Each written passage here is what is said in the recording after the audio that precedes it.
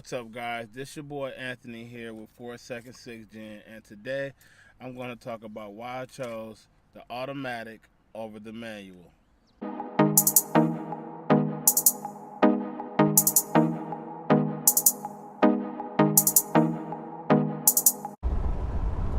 Yo, what's up? We about to jump right into this. Why did I decide to get the automatic over the manual Camaro SS? Now, the main reason that I decided to get the Camaro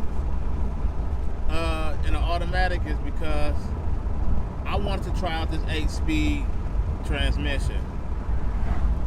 Looking in the Camaro 6 forums, I read a lot of good things about the Camaro automatic and how fast it shifts and how well it does on the track. It's smart enough to read what the driver is doing. And looking at a few channels like Lethal Garage, what he did to his Camaro, looking at Car and Driver, looking at Motor Trend, how they just actually track these cars and pushing it to its limits, I find the automatic to be superior. And to me, looking at that, and I wanted to try it out for myself. I mean, I hear a lot of good things about it. So that's why I decided to get the automatic. Now, don't get me wrong, it's nice if I really want to blip the throttle and heel toe, and all of that is nice. But, you know, some of that stuff, I feel like driving the manual is overrated. Because in today's time, not too many people is driving the manual anyways. Most likely people is getting the automatics. And me, I'm into, like, I want to have the fastest car. I don't want to just go ahead and, if I'm about to race or about to, go to the track, that is one less thing I need to think about. So, oh man, I need to drop down to first gear or third gear to go in. Like, no, I want to have both hands on the steering wheel, and I want the car to do what it can do. It should be built enough where I don't want to drop down the controller. I want the car to do it itself, and this car can do that. Which, this also leads me to my second reason why I decided to get an automatic is I really want to track this car, push it to its limits. I never thought about going to the track at all, and I never heard a lot of people, whether they had the Corvette, whether they had the Camaro. I never heard a lot of people go to the track and use their car. I always hear a few people that like to say, oh, they just use it for dig racing, which that is awesome. Dig racing is where you just at a complete stop and you just step on the gas and you go from 0 to a quarter mile, 0 to 60, or figure how fast you can beat the car if you can beat them in the car length. I mean, you have street racing, what people like to do, so to each his own. But I really want to track this car. This car, based on the reviews, is an awesome track car out the box, out the factory. So I want to experience that myself. I've never been to the track, so that's something I want to do. The third thing I decided to get this automatic is because I don't know about the manual drivers. I don't know anybody that drive their car in the winter time that's manual drivers, but I sometimes drive this car, but not when it's like an inch or so of snow. But when there was snow, I like to remote start my car. I mean, it's just sometimes I like to be in the inside, and that's one thing I did when I purchased this car. Like, in the inside, I'll start my car up, leave it in track mode so I can hear that exhaust, and man, it sounds so good. It sounds so good where you can just hear it. But that's one thing though, I like my car to be warmed up before I hopped in it, or the AC to be blowing, and you can't get that in the manual. If you can, then let me know. Feel free to drop that down in the comments below. But I'm pretty sure that you cannot remote start a manual car. So that's another thing. You're gonna have to put your clothes on, go out there, and if you want that true authentic cold start. If that's what you're looking for, then more power to you. But for me, being in Michigan, I like my car to be warmed up before I get to it. So that's one thing, or cool. The fourth reason why I decided to get a automatic is it's for my parents.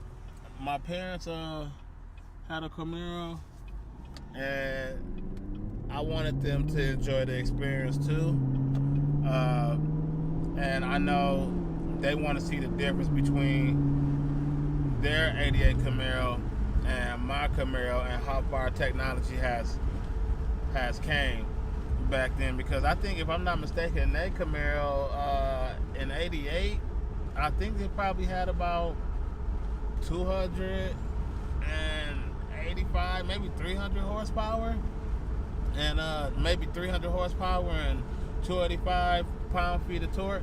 So that's a huge jump for them. And hearing them saying that this car had 455 as horsepower and torque, I mean, it's mind-blowing to them. So they actually want to see what the car can do, or just cruise it. And then I just tell them, like, the gas mileage, which is another thing. Like, I put this car on the highway and I'm getting 30 miles to the gallon.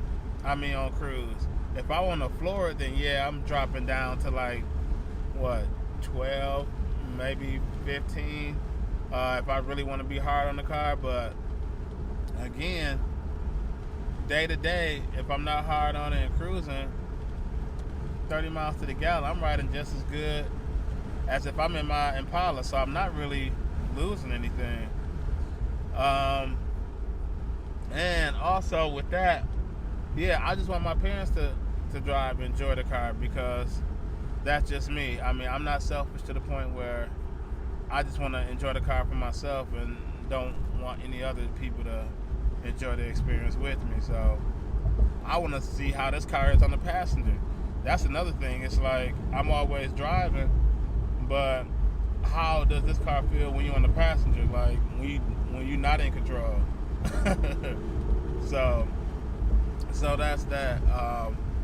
And another reason why I decided to really get I choose the automatic over the manual, because I stay in a heavily populated area in Detroit.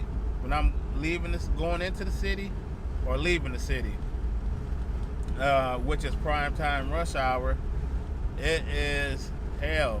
I mean, I would not wish any manual driver to sit in that, especially when we got construction on top of the traffic. It's brutal. You'll be wearing your leg out. Every day it's gonna be like you doing the leg press. You working the hell out your calves. You're gonna be doing legs all day, and I don't want to do that. Sometimes I might want to wake up in the morning and cruise into work, and I don't want to be just hitting the gear, hitting the clutch, going up and doing all of that, first the gear, the second, the third. No, I'm not trying to do all of that. I just want to, enjoy the car and call it a day. So, and again, don't get me wrong, I have no issues with people that have a manual car. I love it. I love it's the best of both worlds, however you want to deal with it. But I notice it's harder. If I want to sell this car, it's hard for people to buy the manual, because everybody have different health issues, or health concerns, or have a manual. They just rather have the automatic. It's easier, and they don't want to burn out the clutch, because a lot, like for me, I know I would have probably burnt out the clutch on this car, because it's my first one, sports car. So I didn't want to go through that risk. I just rather just enjoy the automatic, have the car do it itself, and that's it. Now, if I want to drive like a manual driver, I'll just drop it down like I'm doing now with the paddle shifters. And I mean, I'm just doing what a manual driver is doing. So yeah, so with that being said though, thanks for watching. Thanks for tuning in to this video, and I will talk to you guys Later.